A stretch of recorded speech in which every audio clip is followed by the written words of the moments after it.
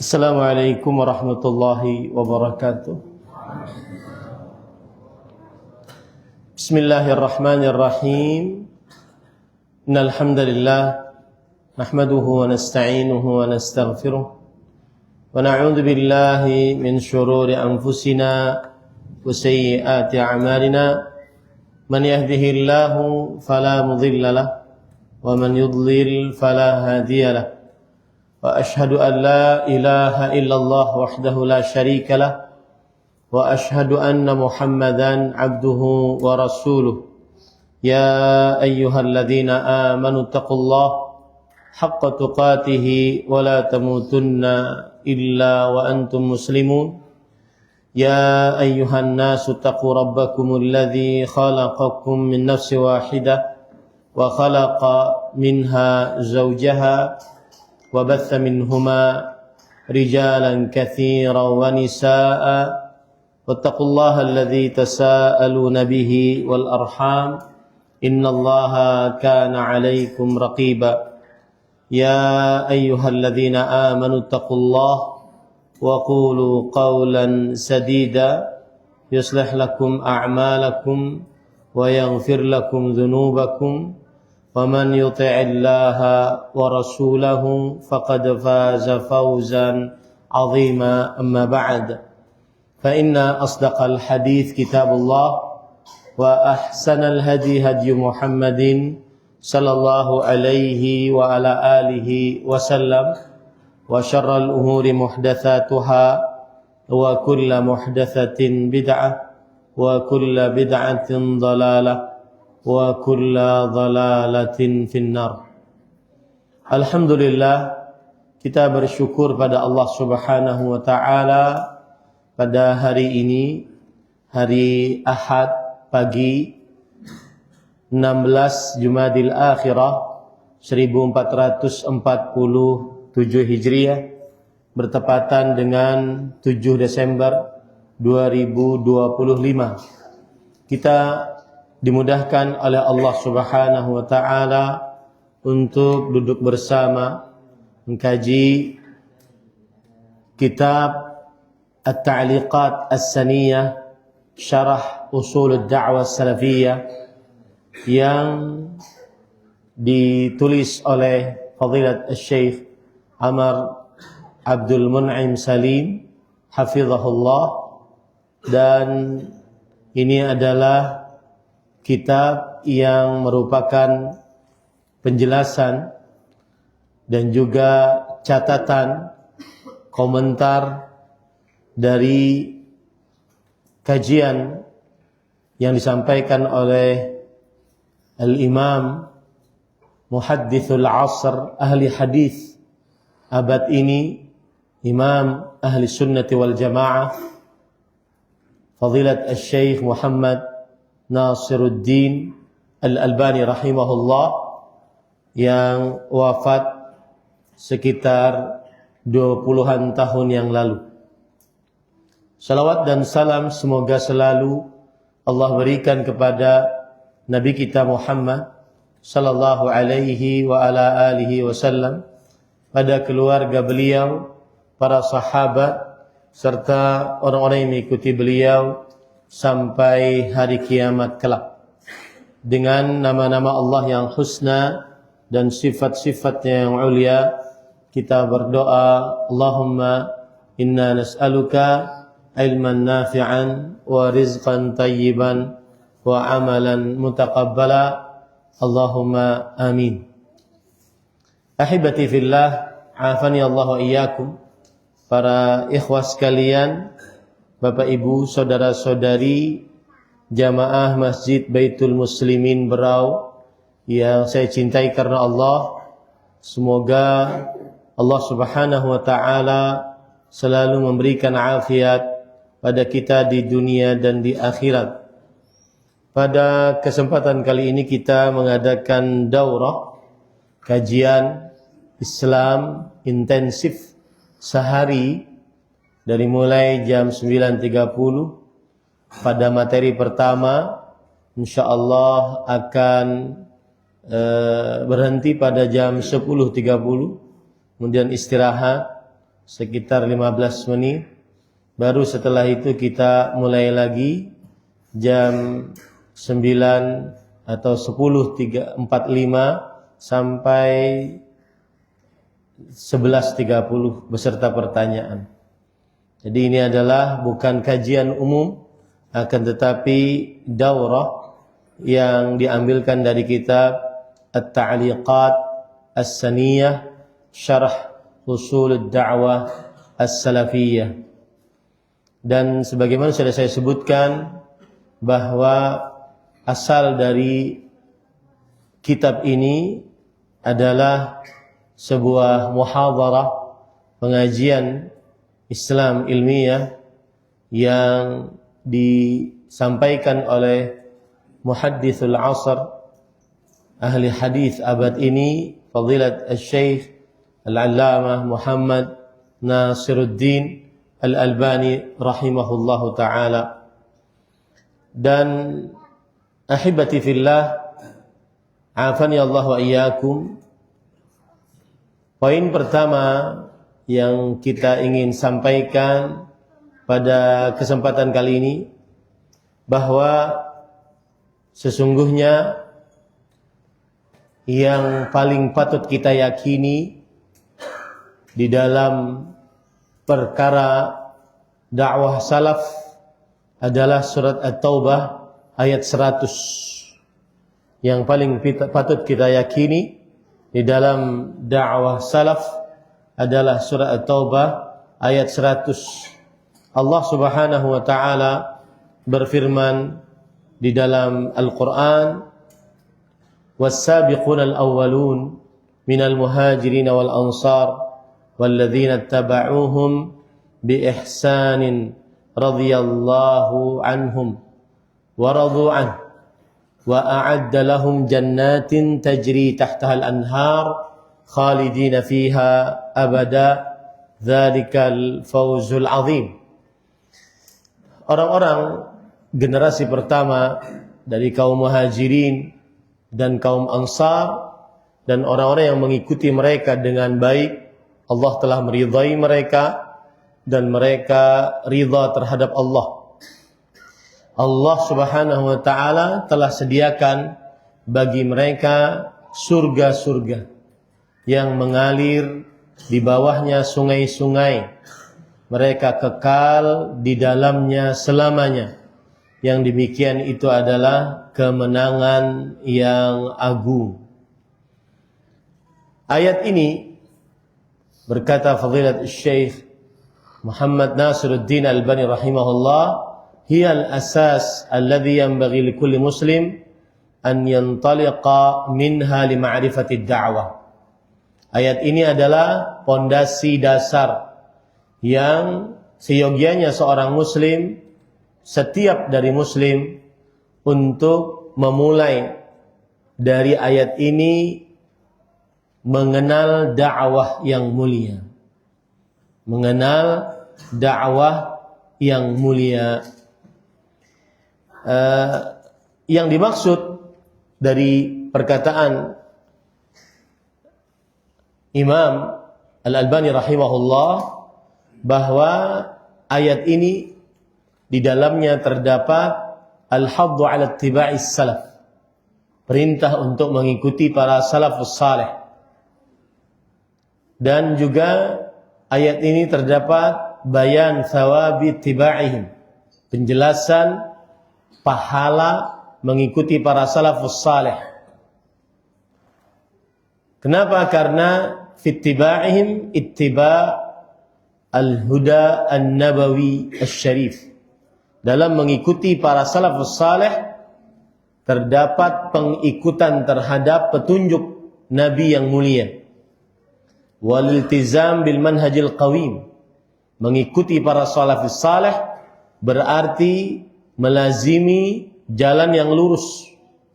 Al-Kitabil Karim wa sunnatin Nabi sallallahu alaihi wasallam, yaitu jalan Al-Quran dan jalan sunnah Rasul sallallahu alaihi wasallam. Yang mana tadi Allah berfirman, orang-orang yang mengikuti para salafus saleh dengan baik, maka Allah telah ridha atas mereka dan mereka ridha atas Allah. Dan Allah Subhanahu wa taala telah menyediakan bagi mereka surga yang mengalir sungai-sungai di bawahnya. Mereka kekal abadi di dalamnya. Itulah kemenangan yang agung. Maka ayat ini adalah pokok sumber yang tegak atasnya dakwah salaf, yaitu berpegang teguh kepada Al-Quran dan sunnah dengan pemahaman para salafus salih radhiyallahu anhum. Itulah yang disebut dengan dakwah salaf, al-iltizam bil kitabi was sunnah ala fahmi salafus salih ridwanullahi alaihim ajma'in. Berpegang teguh kepada Al-Quran dan sunnah di atas pemahaman para salafus salih. Di atas pemahaman para salafus salih. Jadi kalau Bapak Ibu ditanya, apa itu dakwah salaf? Adalah berpegang teguh kepada Al-Quran dan sunnah di atas pemahaman para salafus salih. Ahibati fillah, afani Allah wa iyyakum. Termasuk hal yang patut diperhatikan sebelum kita lanjut, apa yang disebut dengan as-salaf as-salih. Apa yang disebut dengan as-salaf as-salih. Maka para ikhwan yang dirahmati oleh Allah Subhanahu wa taala, as-salaf as-salih secara bahasa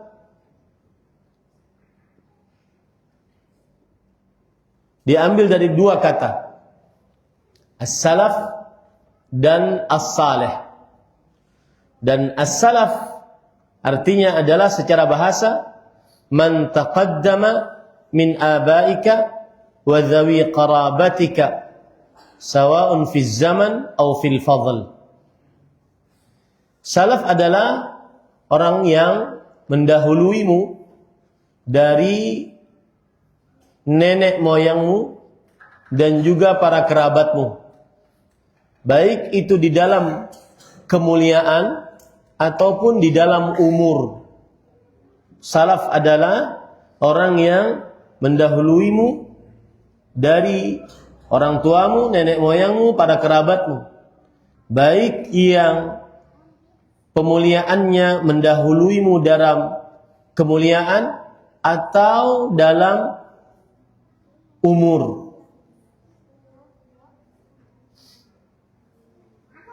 Jadi kata salaf diambil dari 3 huruf dasar sin, lam, dan fa, yang artinya yadullu ala taqaddum wa sabaq, mendahului dan seseorang lebih dulu, baik di dalam kemuliaan ataupun di dalam umur. Adapun arti salaf secara istilah syariat, mereka adalah khairun nas fil Islam, sebaik-baik manusia di dalam umat Nabi Muhammad sallallahu alaihi wasallam.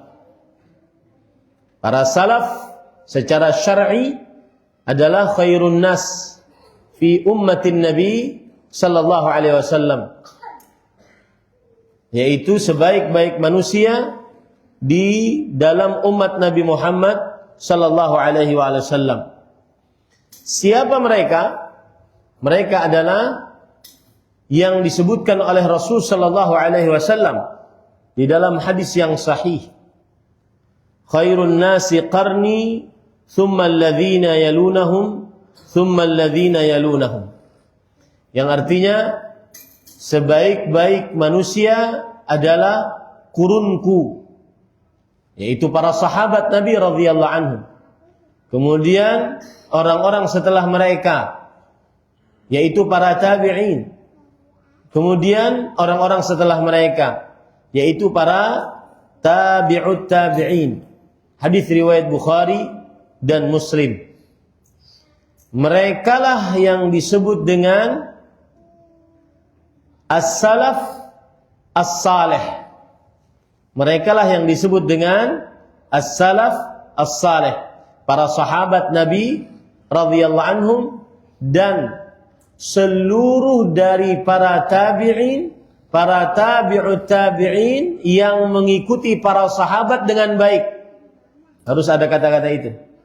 Seluruh dari para tabi'in dan para tabi'ut tabi'in yang mengikuti para sahabat dengan baik.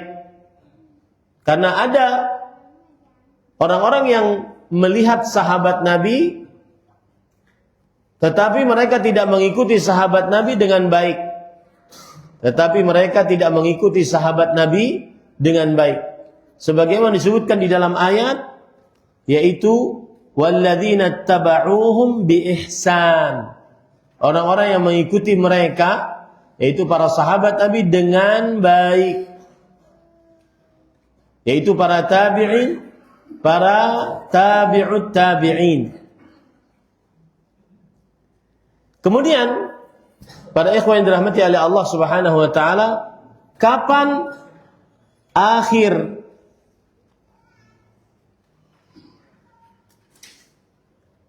qurun al-mufaddalah? Kapan akhir dari kurun yang mulia ini? Tahun berapa?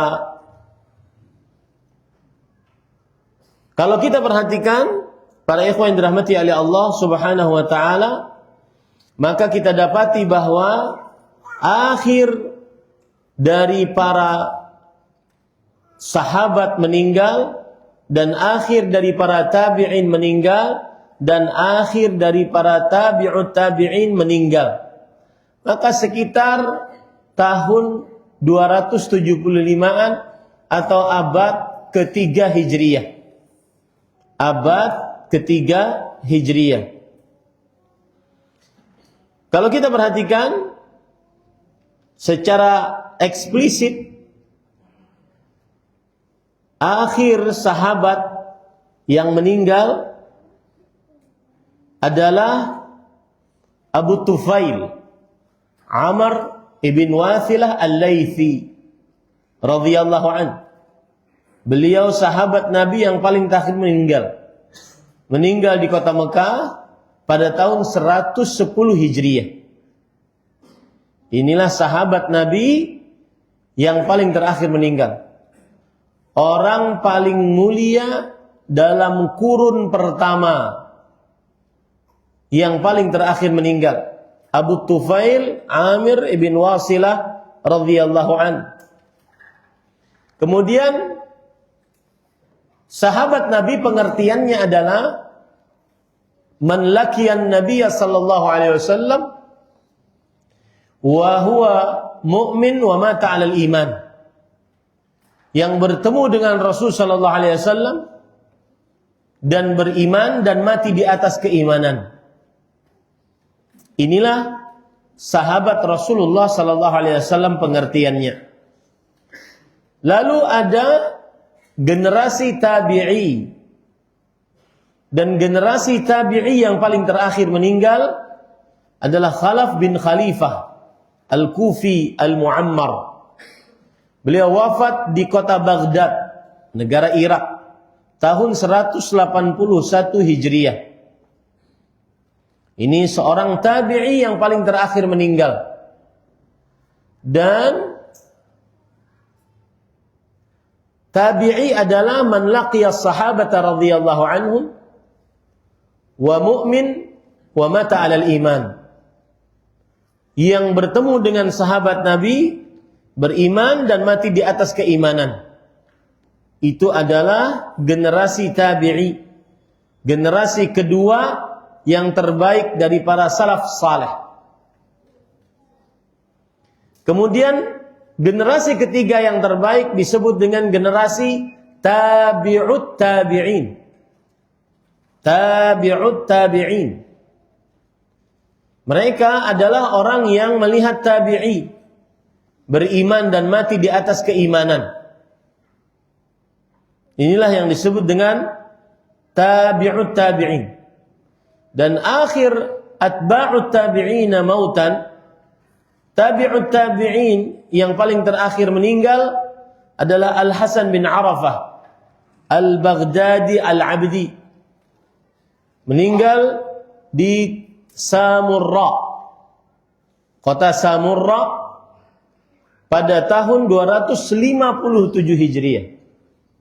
Kira-kira inilah terakhir dari generasi para salafus saleh, yaitu tahun 257 Hijriah, abad ketiga Hijriah. Taib. Kemudian para ikhwan yang dirahmati oleh Allah Subhanahu wa taala, di sana ada kata salaf di dalam agama Islam atau di dalam hadis Rasul sallallahu alaihi wa ala alihi wasallam, yaitu hadis riwayat Bukhari Muslim dari Aisyah radhiyallahu anha bahwa Nabi Muhammad sallallahu alaihi wasallam memanggil Fatimah, anak perempuannya, pada waktu beliau sedang sakit, yang di sakit tersebut beliau wafat. Lalu Rasul sallallahu alaihi wasallam membisiki Fatimah. Kemudian beliau menangis. Kemudian membisiki yang kedua, kemudian Fatimah radhiyallahu anha tertawa. Kemudian Fatimah memberitahukan bahwasanya Rasul sallallahu alaihi wasallam bersabda, "Ni'mas salafu ana laki." Yang artinya, wahai Fatimah radhiyallahu anha, aku sebentar lagi akan meninggal. Dan aku adalah orang yang mendahuluimu yang paling terbaik. Aku adalah orang yang mendahuluimu yang paling terbaik. Ini menunjukkan bahwa kata salaf ada di dalam hadis-hadis Rasul sallallahu alaihi wasallam. Jadi dia bukan kata yang muhdatsah, yang baru, tetapi dia kata yang ada di dalam hadis Rasul sallallahu alaihi wasallam. Ni'mas salaf ana laki. Yang artinya, aku adalah orang yang paling baik yang mendahului engkau wahai Fatimah. Dan benar, Allah bertakdir Nabi Muhammad sallallahu alaihi wasallam wafat 6 bulan setelahnya Fatimah radhiyallahu anha wafat. Ni'mas salaf ana laki. Aku adalah orang yang paling terbaik mendahuluimu wahai Fatimah. Ini sekali lagi saya ingin menegaskan bahwa kata salaf ada di dalam hadis-hadis Rasul SAW. Dan ini bedanya dengan dakwah-dakwah lain yang dakwah mereka sampai katanya saja, lafaznya saja tidak ada di dalam ayat Al-Quran atau hadis Rasul sallallahu alaihi wasallam. Seperti misalkan dakwah tasawuf atau as-sufiyah, tidak ada lafaz hadis ayat Quran yang menunjukkan kata as-sufiyah atau at-tasawuf. Tetapi kata salaf ada di dalam hadis Rasul sallallahu alaihi wasallam. Bahkan hadis tentang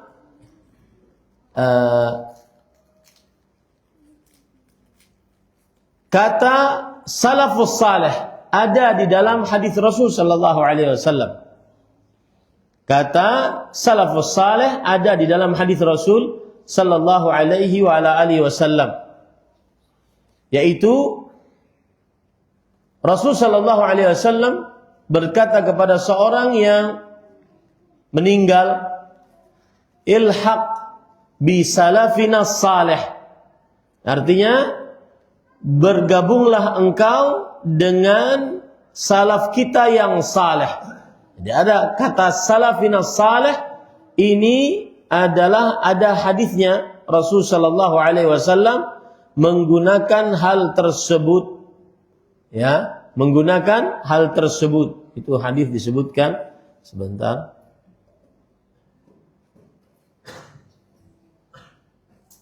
Saya ingin membuktikan bahwa kata salaf saleh bukan kata yang baru, bukan kata yang baru di dalam agama Islam, tetapi memang ada di dalam hadis Rasul sallallahu alaihi wa ala alihi wasallam.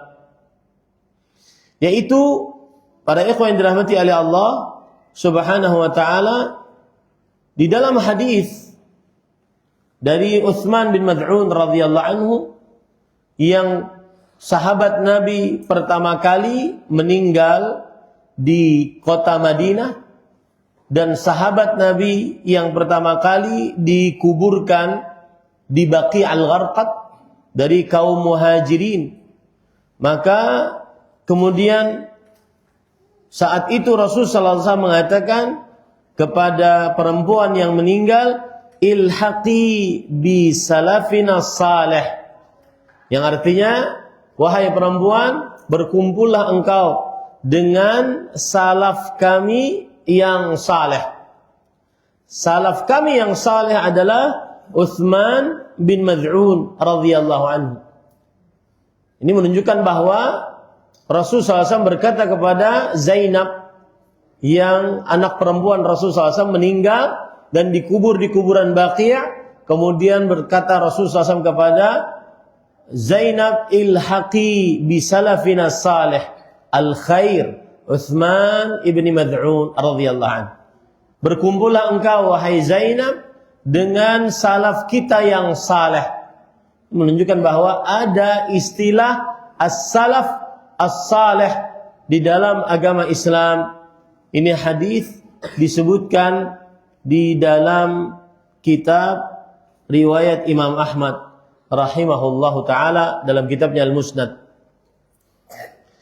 Sekali lagi ini menunjukkan bahwa kata salafus saleh ada di dalam hadis Rasul sallallahu alaihi wasallam. Berarti dari penjelasan di atas kita sudah pelajari bahwa pokok dakwah salaf yang dimaksud adalah para sahabat, para tabi'in, para tabi'ut tabi'in. Yang kira-kira terakhirnya generasi mereka adalah di abad ketiga Hijriah. Tepatnya pada 257 Hijriah. Ada yang mengatakan sampai 310 Hijriah. Terjadi ikhtilaf di antara para ulama rahimahumullah ta'ala. Jadi kalau saya sebutkan kata salaf as-salih, maka itulah mereka yang dimaksud. Para sahabat, para tabi'in, para tabi'ut tabi'in. 3 generasi paling istimewa di tengah umat Nabi Muhammad sallallahu alaihi wa alihi wasallam berdasarkan ayat Al-Qur'an dan hadis Rasul sallallahu alaihi wa alihi wasallam. Kemudian kalau saya sebutkan bahwasanya dakwah salaf, maka maksudnya adalah dakwah yang mengajak untuk berpegang teguh kepada Al-Quran dan Sunnah dengan pemahaman para salaf as-salih. Dakwah yang mengajak untuk berpegang teguh kepada Al-Quran dan Sunnah dengan pemahaman para salaf as-salih. Itulah dakwah salaf. Bahasa Indonesianya ad-da'wah salafiyah. Itulah dakwah salaf. Dan kalau ada orang mengatakan, hal anta salafi? Apakah engkau seorang salafi? Itu orang yang mengikuti dakwah salaf. Iya. Saya mengikuti dakwah salaf, yang artinya mengikuti dakwah yang mengajak kepada berpegang teguh dengan Al-Quran dan hadis yang dipahami oleh para salafus saleh. Dan para salafus saleh adalah para sahabat, para tabi'in, para tabi'ut tabi'in yang mengikuti sahabat dengan baik. Semoga mudah bisa dipahami ya. Ini pendahuluan. Nah, kemudian para ikhwan yang dirahmati oleh Allah Subhanahu wa taala, istilah dakwah salaf atau bahasa Arabnya adalah ad-da'wah as-salafiyah. Ad-da'wah as-salafiyah. Sebagian orang mengatakan bahwasanya dakwah ini juga dinamakan dengan dakwah Ansaris Sunnah Al-Muhammadiyah. Dakwah penolong sunnah Rasul Nabi Muhammad sallallahu alaihi wa ala alihi wasallam. Sebagian lain mengatakan dakwah ahlil hadis. Dakwah ahlil hadis. Seluruh nama-nama tersebut menunjukkan kepada satu makna. Kepada satu makna. Yaitu apa? Yaitu berpegang teguh kepada Al-Quran, hadis di atas pemahaman para salafus saleh. Baik namanya ad-da'wah salafiyah atau namanya dakwah Ansari Sunnah Al-Muhammadiyah atau namanya dakwah ahli hadis, semuanya menuju kepada satu makna, yaitu mengajak kaum muslimin bertegang teguh kepada Al-Quran dan hadis di atas pemahaman para salaf as-salih. Ini para ikhwan dirahmati oleh Allah Subhanahu wa taala. Dan boleh saja orang bernisbat kepada as-sunnah al-Muhammadiyah. Maka akhirnya dia menamai dirinya sebagai seorang sunni. As-sunnah al-Muhammadiyah. Atau dia menamai dirinya sebagai ahli hadis. Atau dia mengikuti namanya dakwah salafiyah. Ini semua adalah diperbolehkan. Ini semua adalah diperbolehkan. Dan ini semua adalah istilah-istilah syariat. Ini semua adalah istilah-istilah syariat. Taib, para ikhwan yang dirahmati oleh Allah Subhanahu wa taala. Sekarang Fadilat Syekh Al-Imam Al-Albani rahimahullah, beliau menyebutkan sebuah permasalahan. Bagaimana sikap dakwah salaf terhadap madhab-madhab atau tamadhub, bermadhab. Para ikhwan dirahmati oleh Allah Subhanahu wa taala, kata beliau, saya bacakan, "Anna an-nasa qad madha 'alaihim qurun tawilah wa qad rana 'ala qulubihim al-jumud 'ala at-taqlid al-madhhabi." Sudah berlalu berabad-abad yang sangat panjang bahwa kalbu mereka tertutup dengan fanatisme terhadap madhab. Baina ahli sunnati alladzina yantamuna ila annahum min ahli sunnati wal jamaah rana ala haula'i kullihim fil qurunil mutaakhirah ba'da al quruni thalathah al mashhud laha bil khairiyyah rana alaihim al jumud ala at taqlid wat tadayyun bit taqlid fadlan an ghairi ulaika alladzina la yantamuna ila madhhabi ahli sunnati wal jamaah min al firaq al ukhra allati yashmaluha قول النبي صلى الله عليه وسلم في الحديث المشهور تفرقت اليهود على 71 فرقة وتفترق النصارى على 72 فرقة وستفترق أمتي على 73 فرقة كلها في النار إلا واحدة. Imam Al-Albani rahimahullah mengatakan bahwa semenjak berabad-abad, abad itu 100 tahun ya, semenjak berabad-abad, berkurun-kurun yang panjang, sebagian ahlu sunnah wal jamaah mereka tertutup qalbunya, terutama juga yang mereka merupakan golongan yang bukan ahlus sunnah wal jamaah. Tertutup kalbunya dengan fanatisme terhadap madhab. Dengan fanatisme terhadap madhab. Terutama setelah 3 kurun yang mulia ini. Kurun para sahabat, kurun para tabi'in, kurun para tabi'ut tabi'in. Tertutup kalbunya dengan fanatisme terhadap madhab. Akhirnya terpecah belahlah. Sebagaimana yang disebutkan oleh Rasul sallallahu alaihi wasallam dalam hadis sahih. Kaum Yahudi akan terpecah menjadi 71 kelompok. Kaum Nasrani akan terpecah menjadi 72 kelompok. Umat Nabi Muhammad sallallahu alaihi wasallam akan terpecah menjadi 73 kelompok. Seluruhnya dalam neraka kecuali 1. Siapa mereka wahai Rasulullah? Hiyal jamaah. Itulah al-jamaah. Siapa itu jamaah?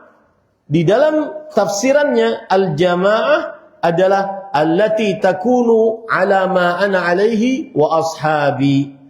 Orang yang mengikuti aku dan para sahabatku, yaitu para salafus saleh. Nah, ini pendahuluan yang disebutkan oleh penulis, yaitu Fadilat Syekh Muhammad Nasiruddin Al-Albani rahimahullah, bahwasanya nama dakwahnya adalah dakwah salaf.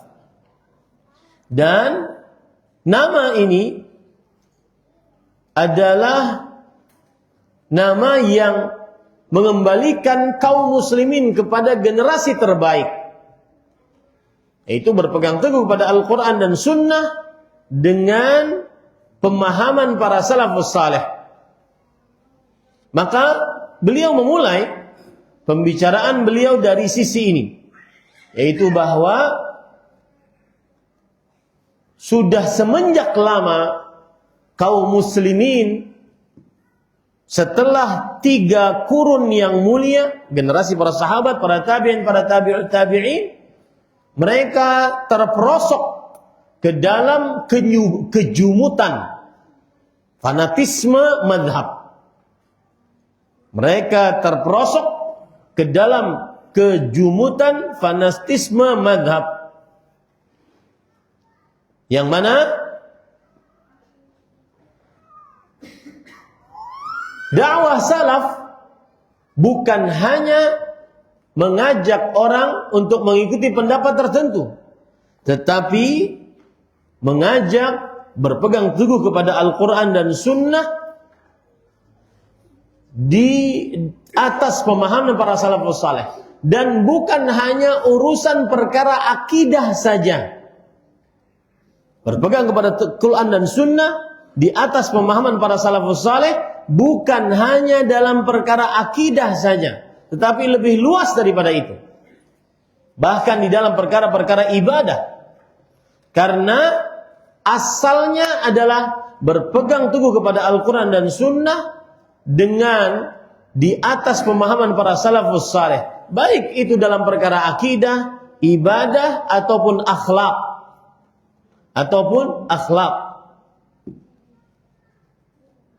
Ini para ikhwan yang dirahmati oleh Allah Subhanahu wa ta'ala. Dan ini menghancurkan fanatisme terhadap madhab. Fanatisme terhadap pendapat-pendapat orang-orang. Apabila bertentangan dengan dalil-dalil syariat. Ajakan dakwah salaf, yaitu mengajak umat Islam berpegang teguh pada Al-Quran dan Sunnah di atas pemahaman para salafus saleh, menghancurkan fanatisme terhadap pendapat-pendapat, fanatisme terhadap madhab-madhab. Baik di dalam perkara akidah atau ibadah. Perkara akidah yang menyimpang dari Al-Quran dan Sunnah, yang tidak sesuai dengan pemahaman para salafus saleh. Dan ini membuktikan bahwasanya tidak ada kemaksuman bagi para ulama yang diikuti oleh pengikutnya. Ini garis baik-baik. Tidak ada kemaksuman bagi para ulama yang diikuti oleh para pengikutnya.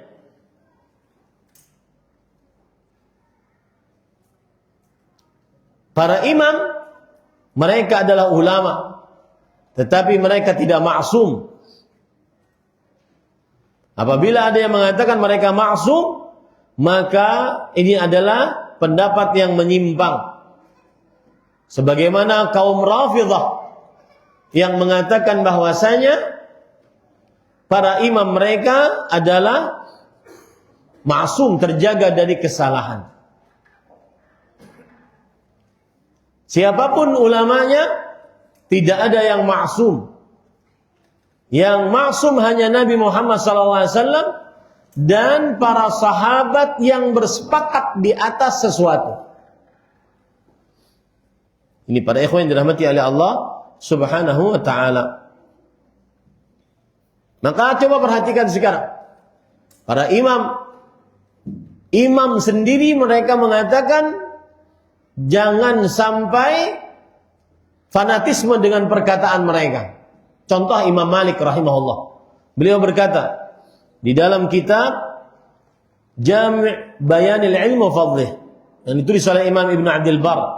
Imam Malik bin Anas rahimahullah beliau berkata, "Innama ana bashar ukhti' wa usib." Aku adalah manusia. Aku bisa salah, bisa benar. Fanzuru fi ra'i. Maka lihatlah di dalam pendapatku. Fa kullu ma wafaqal kitab was sunnata fakhudhuh. Maka apa saja yang sesuai dengan Al-Qur'an dan sunnah, ambillah.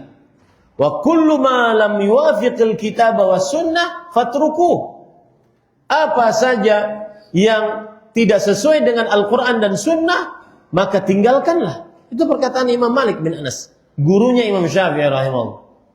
Sedangkan Imam Syafi'i rahimahullah ta'ala disebutkan di dalam kitab Manaqibus Syafi'i yang ditulis oleh Imam Baihaqi. Beliau berkata, "Idza wajadtum fi kitabi khilafa sunnati Rasulillah sallallahu alaihi wasallam, faqulu bi sunnati Rasulillah sallallahu alaihi wasallam wada'u ma qultu." Jika kalian dapati di dalam tulisanku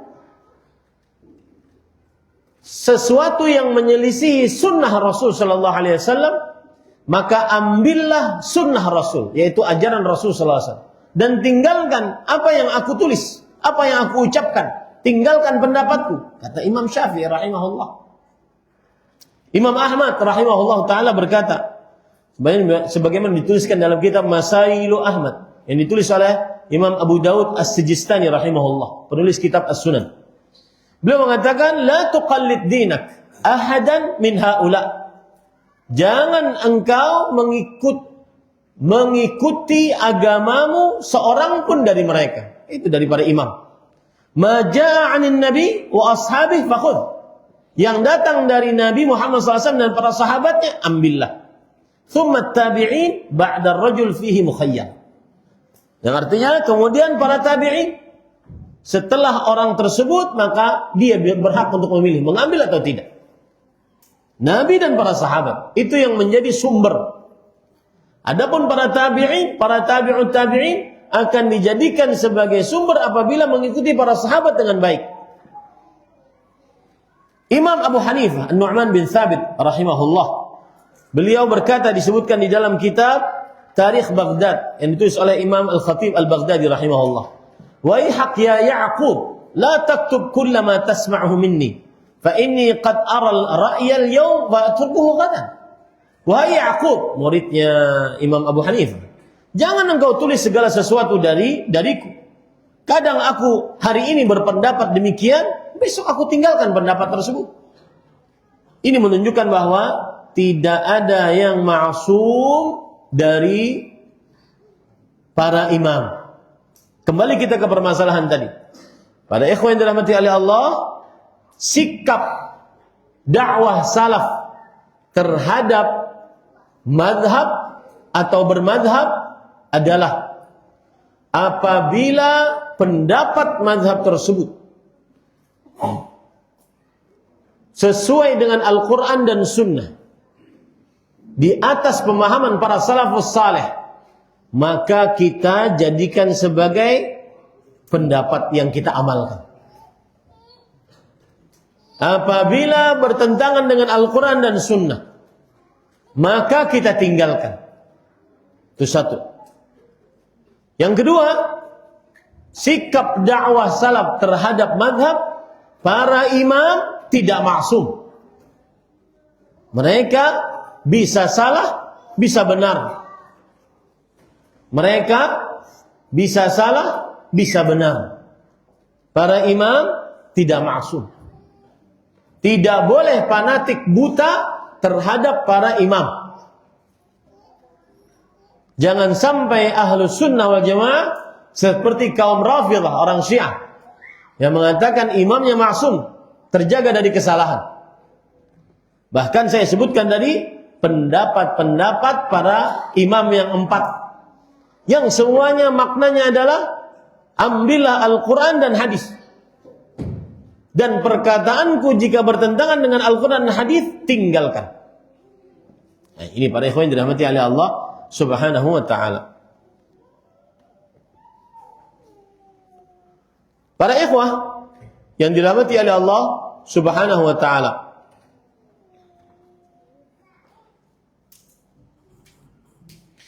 kemudian Imam Al-Albani rahimahullah, beliau menyebutkan salah satu poin dari dakwah salaf adalah setelah bernisbat diri kepada Al-Quran dan hadis di atas pemahaman para salafus saleh, maka harus mengamalkan apa yang ada dalam Al-Quran dan hadis dengan pemahaman para salafus saleh tersebut. Bukan hanya menisbatkan diri tanpa pengamalan, tetapi menisbatkan diri dan mengamalkan. Ini poin. Jadi kalau saya boleh ulang tadi, saya sudah menjelaskan tentang kajian ini diambil dari mana, dari kitab apa. Kemudian saya menjelaskan tentang bahwa dakwah salaf, ayatnya yang paling pokok adalah surat At-Taubah ayat 100. Kemudian saya sudah menjelaskan siapa itu salafus saleh dan kapan terakhir zaman mereka. Saya juga sudah menjelaskan apa itu salaf, apa itu salafus saleh. Kemudian saya sudah menjelaskan juga bagaimana dakwah salaf terhadap madhab. Ini menunjukkan bahwa dakwah salaf bukan hanya urusan akidah. Dakwah salaf juga mencakup seluruh permasalahan agama. Akidahnya, ibadahnya, muamalahnya, adab dan akhlaknya. Siapa yang mengatakan dakwah salaf hanya perkara akidah, keliru besar. Dakwah salaf bergantung kepada juga mencakup perkara akidah, ibadah, muamalah, adab dan akhlaknya. Kemudian terakhir sudah saya sebutkan bahwa dakwah salaf menganggap pendapat para imam adalah pendapat, dan para imam tidak maksum. Tidak boleh fanatik dengan pendapat para imam karena mereka tidak maksum. Dan dakwah salaf menganggap pendapat para imam bisa diambil jika sesuai dengan Al-Quran dan sunnah yang dipahami oleh para salafus saleh. Sampai di situ. Ya. Kemudian Imam Muhammad Nasiruddin Al-Albani rahimahullah menyebutkan perbedaan antara bersandar kepada dakwah salaf dan pengamalannya. Apa maksudnya? Semestinya orang yang mengatakan dirinya seorang salafi bersandar kepada dakwah salaf, maka dia mengamalkan apa yang ada dalam Al-Quran dan hadis yang dipahami oleh para salafus saleh. Bukan hanya sekedar berintima, saya seorang yang mengikuti dakwah salaf, saya seorang yang mengikuti dakwah sunnah, saya seorang yang mengikuti dakwah salafus saleh. Tidak. Bukan hanya sekedar itu, tapi juga yang paling utama adalah mengerjakan dakwah salaf ini, yaitu berpegang teguh kepada Al-Quran dan Sunnah yang dipahami oleh para salaf as-salih. Ini para ikhwan yang dirahmati oleh Allah Subhanahu wa ta'ala. Beliau mengatakan, fal firqah an-najiyah alamatuha laysat faqat hiya tad'u jama'at tad'i jama'at ukhra fi hadha az-zaman. Hadhihi al-firqah laysat alamatuha faqat annaha tantami ila al-'amal bil kitab was sunnah. Fahadha al-intima la yastati'u ahadun min al-muslimin. Walau kanu min al-firqah al-kharijah al-firqah an-najiyah. La tastati'u ayy firqah min tilka al-firaq qadiman wa hadithan an tatabarra min al-intima' ila kitab was-sunnah. Lianna in fa'alat faqad rufi'at 'alam al-khuruj 'anil Islam. Walidzalika kullu al-jama'at al-islamiyyah wa kullu al-firaq al-islamiyyah هذه الفرق التي ذكرها الرسول صلى الله عليه وسلم وأشار إليها في الحديث السابق كلها تشترك على كلمة واحدة ألا وهي الانتماء إلى الكتاب والسنة. Apa maksudnya? Perhatikan baik-baik. Beliau ingin menyampaikan kepada kita bahwa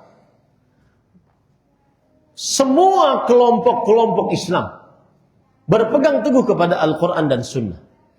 Tidak bisa kelompok manapun melepaskan dirinya dari dakwah berpegang teguh kepada Al-Quran dan Sunnah.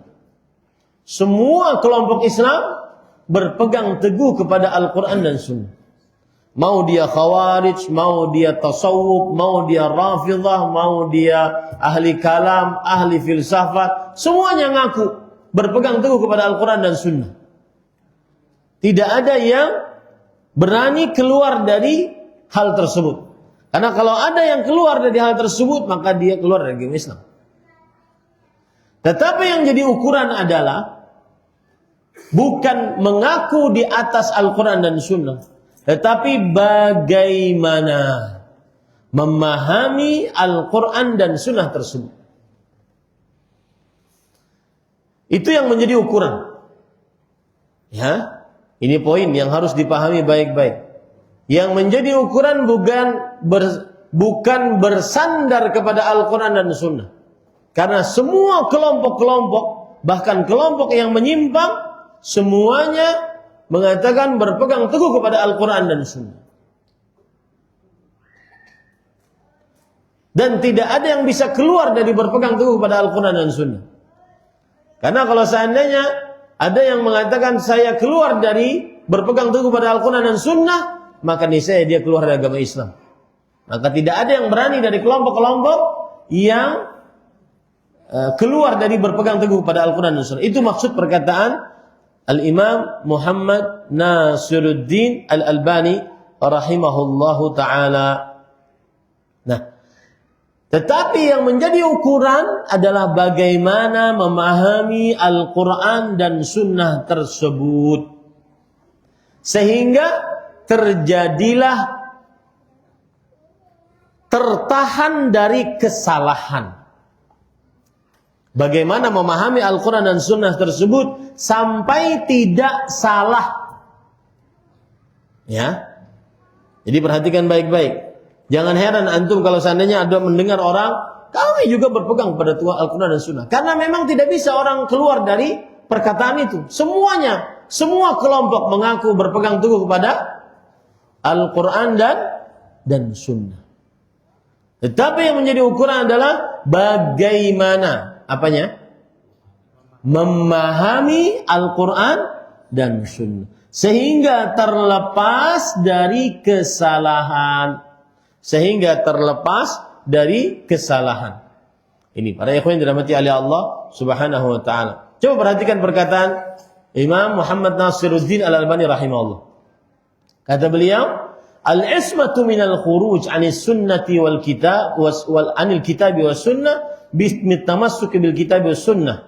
Ala wa huwa tamassuk bima kana 'alaihi ashabun nabi sallallahu alaihi wasallam minal muhajirin wal ansar wal ladzina ittaba'uuhum min atba'ihim wa atba'i atba'ihim ala wa humul qurunul mashhud lahum bil khairiyyah fil hadits tsabiq. Yang artinya terjaga, agar terjaga. Jadi gini Pak, anggap ini Al-Quran dan Sunnah. Quran, Sunnah.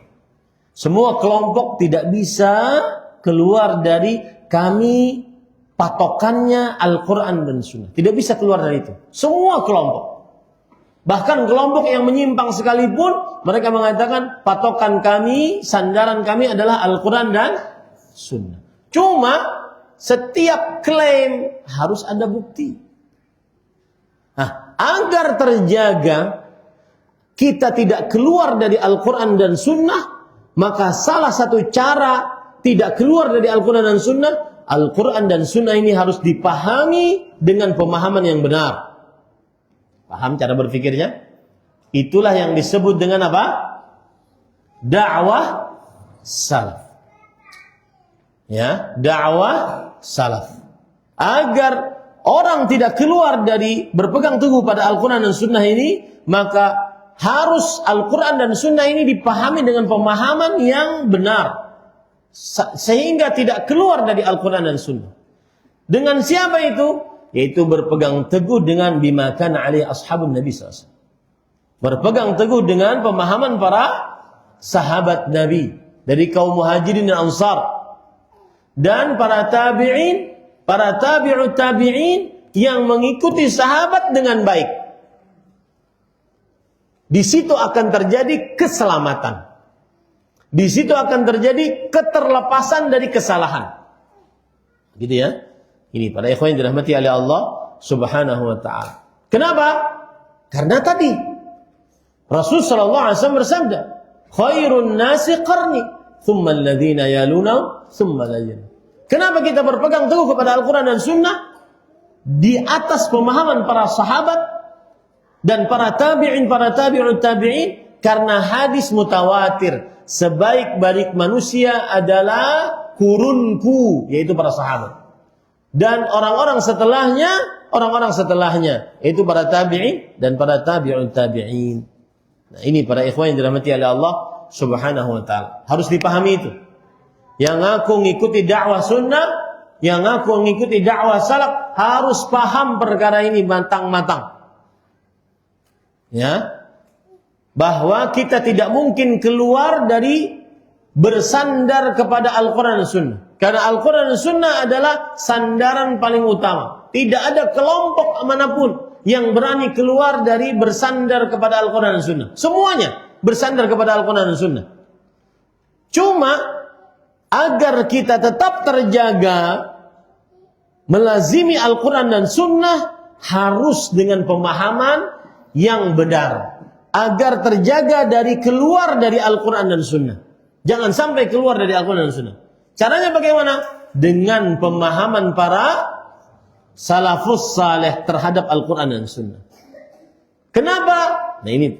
Kenapa dengan pemahaman para sahabat? Karena hadis Rasul.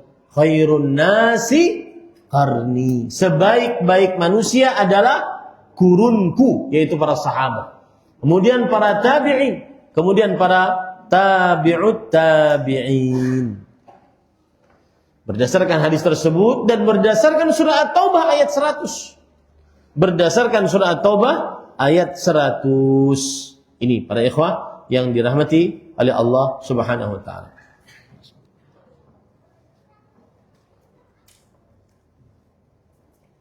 Sekarang kalau ada yang bertanya,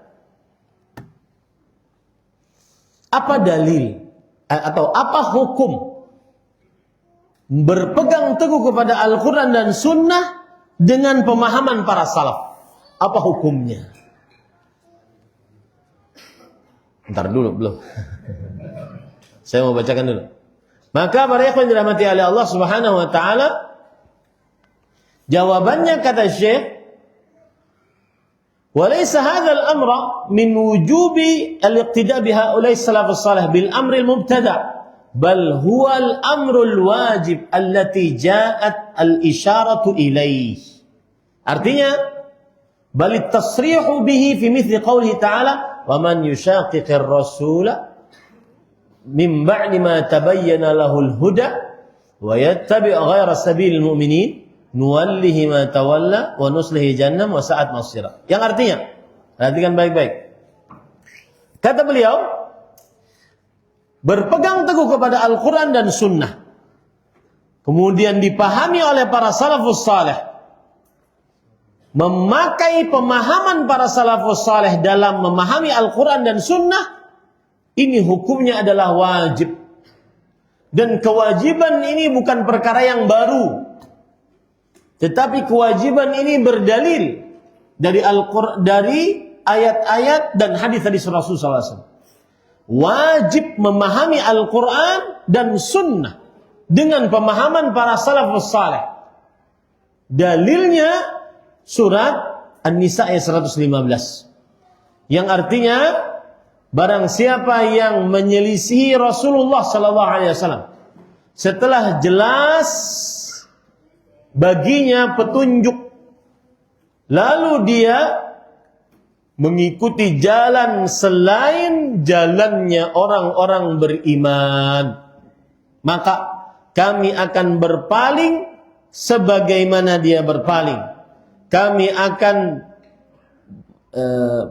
bakarkan kepadanya neraka jahanam, dan neraka jahanam tempat kembali paling buruk. Tempat kembali paling buruk. Ini para ikhwah yang dirahmati oleh Allah Subhanahu wa taala. Jadi hukum memahami Al-Quran dan Sunnah dengan pemahaman para sahabat saleh, hukumnya apa? Wajib. Dalilnya surah An-Nisa 115. Dalilnya surah An-Nisa 115. Yang artinya barang siapa yang menyelisihi Rasulullah SAW setelah terang untuknya petunjuk dan mengikuti jalan selain jalannya orang-orang beriman, maka kami akan bakarkan kepadanya neraka jahanam, dan neraka jahanam tempat kembali paling buruk. Kalau ada orang yang bertanya,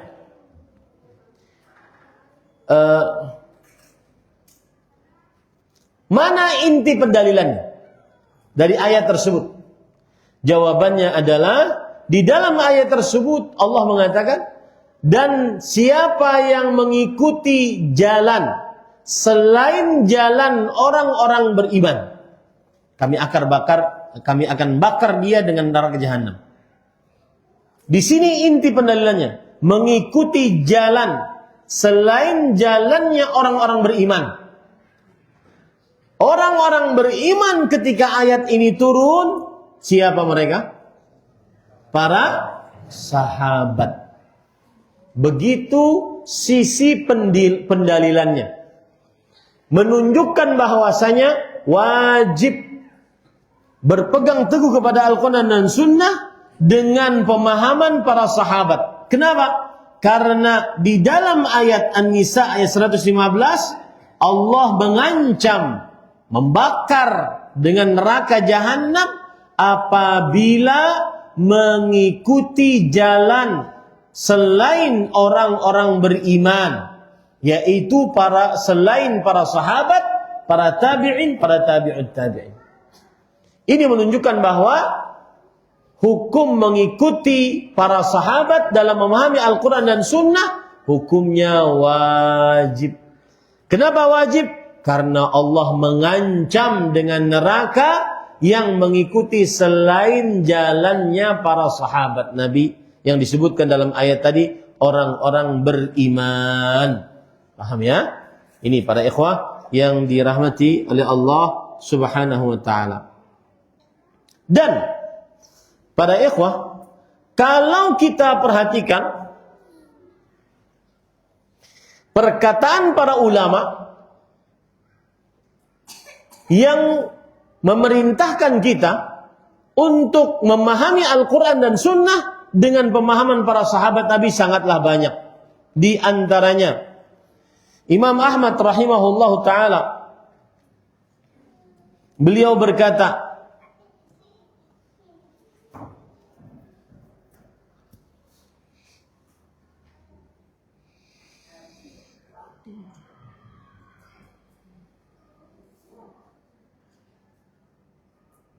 ketika beliau ditanya, lima kana min fi'li Abi Bakar wa Umar wa Utsman wa Ali radhiyallahu anhum sunnah? Wahai imam, kenapa dikatakan perbuatan Abu Bakar, Umar, Utsman, Ali adalah sunnah? Bukankah sunnah itu hanya sunnah Nabi? Kenapa dikatakan perbuatan Abu Bakar, Umar, Utsman, Ali adalah sunnah? Maka beliau menjawab, na'am. Li hadithi Rasulullah sallallahu alaihi wasallam. Karena berdasarkan hadis Rasul sallallahu alaihi wasallam, alaikum bisunnati wa sunnatil khulafa'ir rasyidin al-mahdiyyin. Hendaknya kalian berpegang teguh kepada sunnahku, Al-Quran sunnah, dan sunnah para khalifah Abu Bakar, Umar, Utsman, Ali radhiyallahu anhu. Maksudnya sesuai dengan pemahaman Abu Bakar, Umar, Utsman, Ali radhiyallahu anhu terhadap Al-Quran dan sunnah, ikutilah. Ikutilah. Ini perkataan Imam Ahmad rahimahullahu ta'ala. Kemudian, para ikhwan yang dirahmati oleh Allah subhanahu wa ta'ala,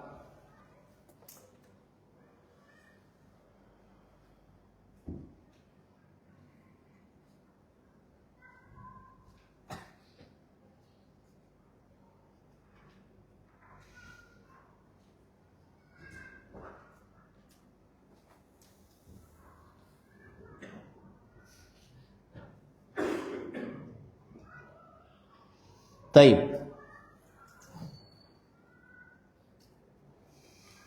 Jadi di dalam ayat tadi An-Nisa ayat 115, Allah Subhanahu wa taala menyatakan, siapa yang mengikuti selain jalan orang yang beriman, dan tidak diragukan lagi, orang-orang yang beriman pada ayat tersebut yang Allah ancam dengan neraka bagi yang mengikuti selain jalan mereka.